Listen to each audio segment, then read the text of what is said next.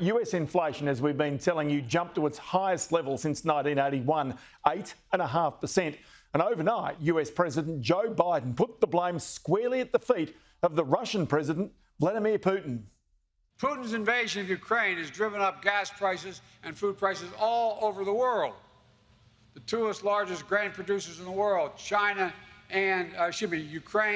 and Russia, are not doing what they usually do, so everything's going up.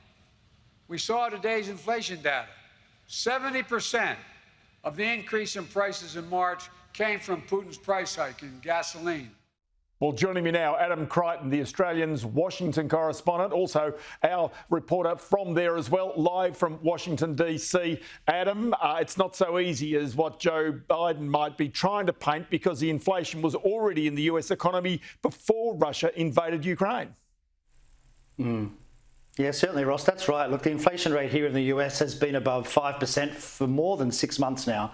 So I think ordinary Americans are fully aware that it's obviously can't be the fault of the invasion, which started on the 24th of February, which is very recent. I mean, inflation's a long-term problem. So the president is trying there, but the surveys show consistently that the average American does not blame Vladimir Putin for inflation, at least. I mean, certainly they're very on the side of Ukraine in the war, but as far as inflation is concerned, they don't blame the war. They blame the president and the Democrat Party. OK, so this also then puts pressure back onto the US Federal Reserve to potentially raise interest rates even more quickly than what otherwise might have been expected. You can see it in money market interest rates, 10-year bonds, 30-year bonds in the United States. And of course, what happens, as we know, is if rates are raised too quickly to head off that inflation, then the chances of some sort of an economic downturn is likely down the track.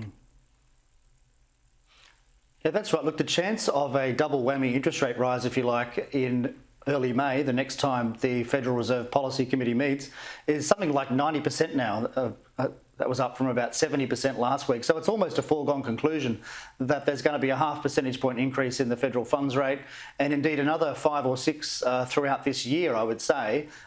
Certainly comments from Fed officials this week, over the last week, have been far more hawkish, increasingly hawkish.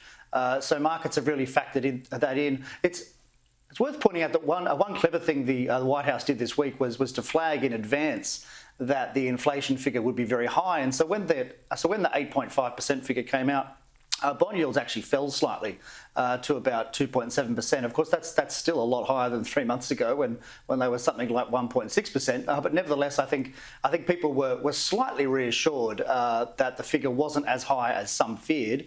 And also the core inflation rate for March was only 0.3, which was down from 0.5 a month earlier.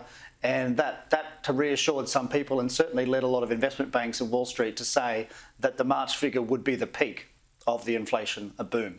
OK, but there's one interesting aspect of this, and that is that though the prices continue to rise, yes, what you're getting is now prices that rose 12 months ago are peeling off this particular number because, let's say, for example, used car prices were one example of that had gone up almost 40, 50% in the last year. Well, in this last quarter or last month, they were subdued, and that's because they've already had the massive price increase. Yes, look, that's right. In fact, used car prices fell, I think, 4% just over the month, and that was a bigger fall than was expected, and that was one of the main reasons why that core inflation figure I just mentioned was just 0.3% and not the 0.5 that most economists were expecting.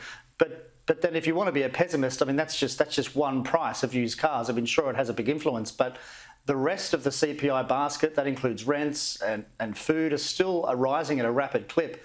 And of course, rents, for instance, have absolutely nothing to do with the war in Ukraine. I mean, they're completely determined within the US, and rent prices are still increasing, or rents, if you like, are still increasing at the fastest rate in more than 30 years. So I think that would be really worrying the Federal Reserve. I noticed in the Wall Street Journal, a survey of economists done earlier this week indicated that 28% of those economists surveyed now believe that there could be a recession in the next 12 months. I think that's up from around 13% at the same time last year. Is there any sense that these ongoing and very rapid rate rises we're seeing in the United States could see some sort of a downturn at the end of it? Well, certainly historically, that's what tends to happen when there is a sudden increase in interest rates. We've seen that in recent decades, and so sure, that's what people are talking about. And we also have the market evidence as well. You know, where the price of short-term money has briefly gone above the price of long-term money, the so-called inverted yield curve, which rarely happens, but that's happened recently, and that does have some people worried. Look, on the bright side, the unemployment rate is so low in the US, just 3.6%. I mean, basically the lowest ever, certainly since the 50s and 60s, extremely low rate. Wages are growing pretty quickly. So if there is going to be a recession, at least the US is starting from a relatively good position on the jobs front, which is a very different situation from back in the 70s and 80s with those earlier oil shocks when the jobless rate was already much higher to start with. I'll tell you what, Adam, always great to have a chat to you. We'll do it again very shortly. The Australian's Washington correspondent, Adam Creighton there.